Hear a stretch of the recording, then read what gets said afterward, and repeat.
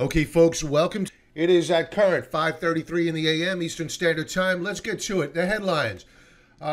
Bitcoin. We'll talk about Bitcoin, what's going on in the headlines and on the charts with Bitcoin.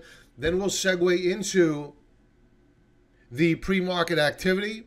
Then we will discuss some watch stocks, some trades that we took off the table this week. We booked profits on. It was a good week. And those trades that we are looking to put on either today or in the next couple of days. Now, tomorrow is Saturday, obviously, and I will be sending out best stock charts. So if you're not currently on our email list, go to the website. Click the link down below in the description area, and it'll take you over to the website and to your email address anywhere. And we will send you out best stock charts for the coming week. So let's get to it. The headline this morning, ECB exec calls Bitcoin the evil spawn of the financial crisis. What I find interesting here is that they're calling an ECB board member, remember this is a governmental body, they're calling them an executive. This is the mindset of the ECB. And while longer term, I think they have a lot of problems over in the ECB. Oh, look at this. One of my competitors just popped up. The headline reading, ECB exec calls Bitcoin the evil spawn of the financial crisis. Now, in recent years, we have come to appreciate what governments do best, and that is to exploit a crisis to take more control over the investor, the average consumer. You're seeing it here in the United States and to a greater extent over in Europe. And it's these kind of headlines and statements that really get the small investor afraid, and they look to government to fix a problem where there is probably no problem. Quotes like Benoit Cœuré considers Bitcoin to be the evil spawn of the 2008 financial crisis. They move on to make more statements such as notably characterizing Bitcoin as a combination of a bubble, a Ponzi scheme, and an environmental disaster. And this is typical of what happens in the financial markets. Where were these guys? Let's go to the chart. Where were these guys up here when you had Bitcoin trading above $20,000 per coin? No, they wait. They wait until, I know this is a mess. We'll try to get some of these charts off, lines off of here. Okay, this is better. They wait until Bitcoin breaks down below psychological support as it's doing this week. So what'll happen? Shorts get emboldened, weak longs get taken to the cleaners, and more than likely, a few months from now, as Bitcoin tanks to lower lows, you'll see the headlines change, and you'll see the financial institutions who are building up their crypto departments come in and buy up the coins as you see blood in the streets, and the retail investor gets destroyed as usual. Now, what's the where to from here for Bitcoin? With the breakdown this week being any guide, we are going significantly lower here, assuming that we close down below this lower band of support in red. This is a very, very serious technical breakdown. We are slightly off the lows of the week. So the path of least resistance is clearly to the downside, especially now that you have governments emboldened to come in and begin regulating Bitcoin, which was supposed to be the appeal of Bitcoin, right? That you had anonymity. Let's take a look at a 4-hour chart. Yeah, a huge amount of damage done here. You know, we're seeing a dead cat bounce on Bitcoin, but the probability of us rallying back, while certainly not impossible, is improbable. I think what you're seeing here is an oversold condition relative to the third standard deviation Bollinger Band here in purple and the RSI, and of course on price, get resolved. You're going to have people stepping in here thinking that they're buying at a discount because we will probably break and head lower from here. So I would really think twice about opening up a long trade on Bitcoin, unless, of course, we manage to somehow close back above this support level by the end of the day today. But it has to happen today. All right, so we're on the topic of currencies. The US dollar. The dollar has now turned green. We were down earlier. These are 4-hour charts.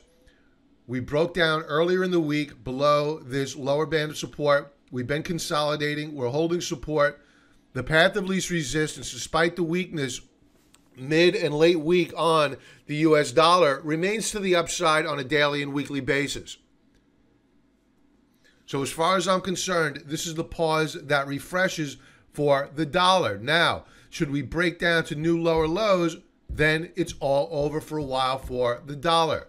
But right now, all you could do is sit, watch, and wait to see whether or not the dollar catches a bid, or do we break? And if we break this lower band of support here, we're coming down to 96.52, probably in a heartbeat. I'm watching the RSI here to see whether or not it breaks support, or does it break out. It may lead price action, so we'll keep an eye on it. Now, when we're talking about the dollar, we're doing so for a reason. Why? It's because we like commodities. And on the commodity front, we want to take a look at gold. Now, gold is behaving well ever since it broke out above this upper band of resistance. And I believe I mentioned this the last time I did swing trading today. Should we see a breakout above this upper band of resistance, we would get a rally. We have that rally. We also closed above this resistance level here at 12.07 on spot gold. What I'm watching is this price action here. I am not loving it, because what we're seeing are topping tails, wicks, shadows, whatever you want to call them cupcakes. It doesn't matter. What these wicks imply is that you have sellers above that are selling strength, and that is a concern. And if the dollar breaks out above this upper band of resistance, well then, that's a problem for gold, at least in the very short term. Remember, we're talking about a 4-hour chart here, so it's very volatile. Let's take a look at oil. Oil, which has been very, very weak of late, is up this morning. This is the Brent price, and we are seeing higher lows on a 4-hour basis. We are pressing higher. We'll probably head up here to this upper band of resistance, which we should now change from red to green. Now, why do we do that? It's because if we break out and close above this resistance level, well, in all probability, this rally is going to continue. But if we fail and we break down below this lower band of support here, well, we're going to head down to new lower lows on the week, and that will be a resumption of the downtrend. Let's take a look at the stock futures. All right, so the NASDAQ is down pretty big this morning, down 1.1%. We rallied yesterday, found sellers at resistance, and now we are pulling back off of yesterday's highs. So what are we going to do here? I personally think that despite the fact that we have futures which are down pretty significantly this morning, I think that there's a good chance that we rally off the lows of the session, because the daily charts, which I discussed with members yesterday, are looking pretty good. We saw the indicators moving in the right direction yesterday on the major averages, including the Dow Industrials. We are pressing the lower band of support. We're trading within a pennant formation, and we are looking for a breakout here on the NASDAQ. Now, remember, next week we're going to have Thanksgiving here in the States. That means computerized trade most of the week, and I don't think that they're going to allow this market to correct heavily into the holidays. So I'm not going to be the least bit surprised today, folks, to see a rebound off the lows of the day. Am I divining that from the 4-hour chart? No way. I'm using the weekly chart and daily chart, which I discussed with members last night on Market Wrap. That is what is influencing my decision. Could I be wrong? Absolutely. But I don't think I am. I think we're going to get a rebound today off the lows of the session, setting the stage for a rally next week on the major averages. Let's take a look at the S&P 500. All right, so the S&P 500 managed to close above resistance yesterday. We are now giving it back right now, but this is a 4-hour bar that only opened up less than an hour ago. So we have a little more than 4 hours to go on this bar. We could easily bounce back.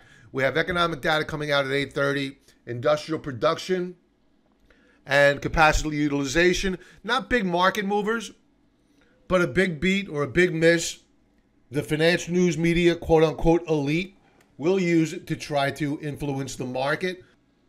Let's leave off with where we are seeing the 10-year Treasury note trade.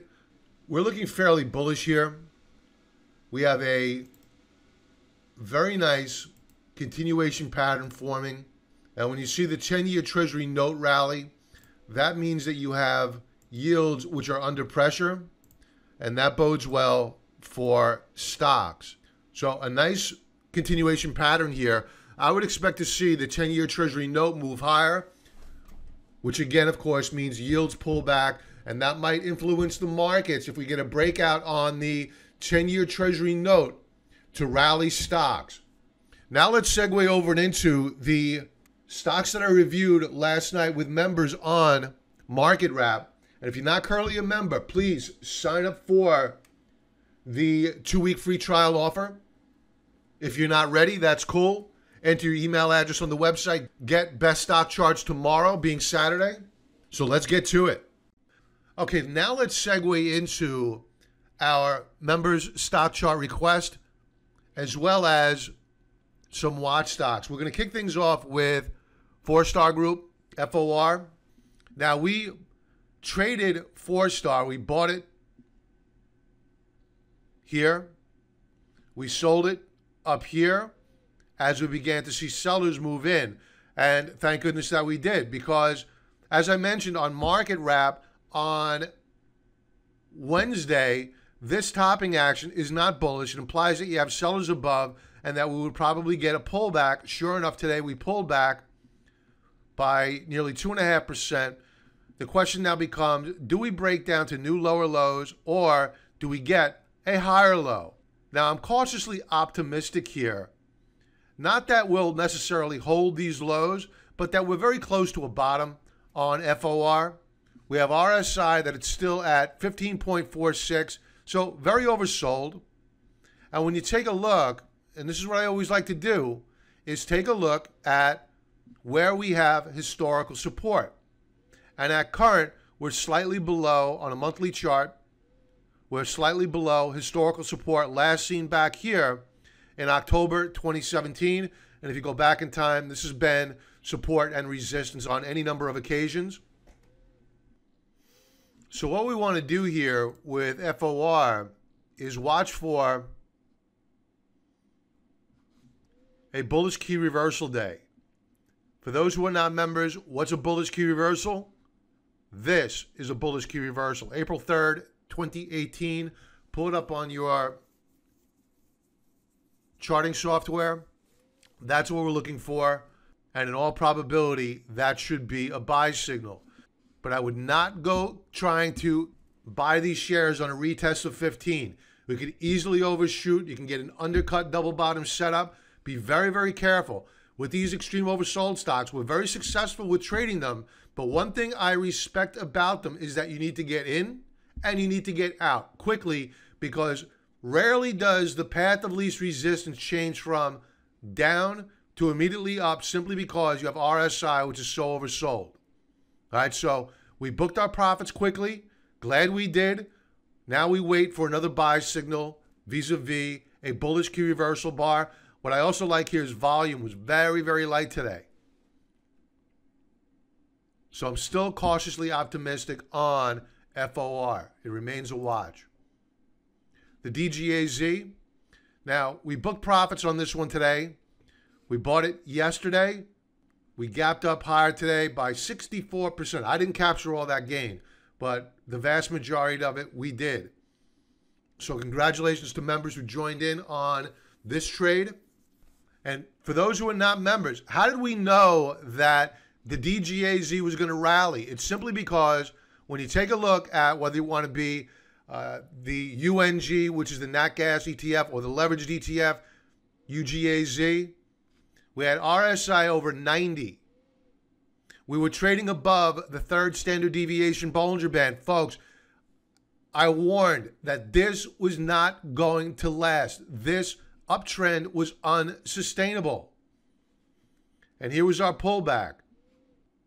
This is one of the biggest short squeezes I have ever seen. And we knew about it. If you go back to best stock charts, the week of November the 5th, I said, look out. We're probably going to break out on the NUGT. We were watching it. We wanted to buy it. Why was I bullish on it? Simple. A little pattern, and it's a continuation pattern called a bull flag setup. We had our breakout. The rest is history. And believe it or not, we're now actually down on the week. Amazing. Okay, this is a member stock chart request. Goldman Sachs closed up over a 0.5 percentage point on the day. Bullish reversal day, bottoming action.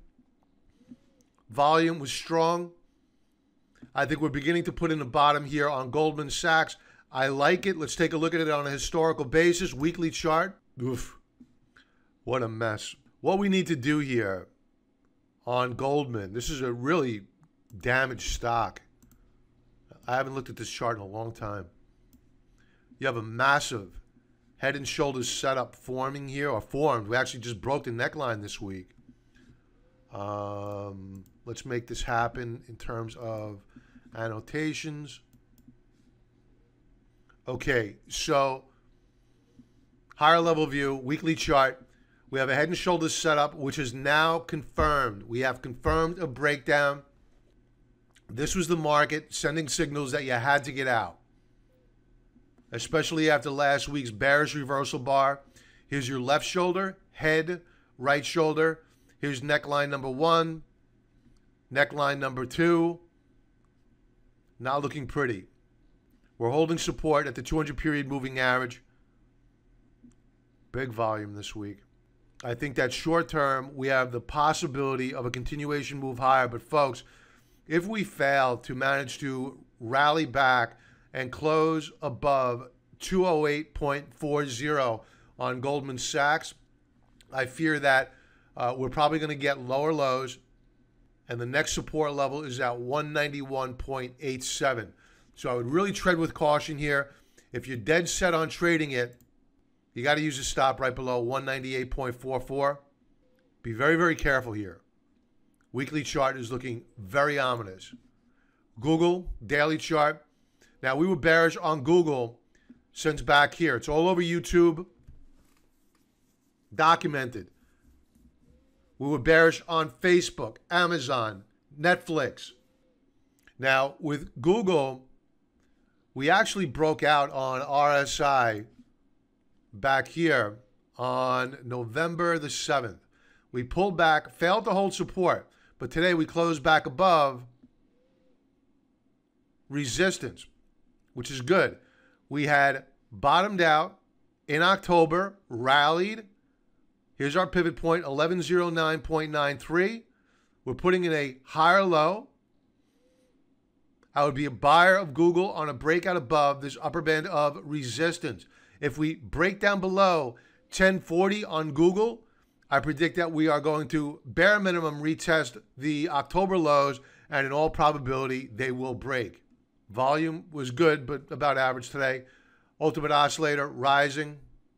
We have the potential for a head and shoulders setup here on stochastics, left shoulder, head, right shoulder. Here's our neckline.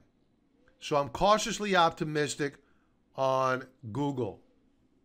But this is only for a short-term swing trade. I am not convinced that we're going off to new highs anytime soon. Too much technical damage has been done. The EDC weekly chart, this is the emerging markets, bull ETF, leveraged ETF. If you don't want the volatility, look at the EEM, similar price action. Now, we have been consolidating nicely in this downtrend channel. I think that if the dollar breaks, EDC is breaking out. We're going to be looking to put on a long trade very soon on the EDC, especially if we break out above this upper band of resistance with the dollar breaking down. Stokes are hooking up. RSI is hooking up. We have a breakout on neither yet. Volume this week about average. Daily chart looking good here. Higher lows, RSI and Stokes. We closed up 6.64% on the day, but we closed off the highs of the day, which would imply that we have a bit of resistance.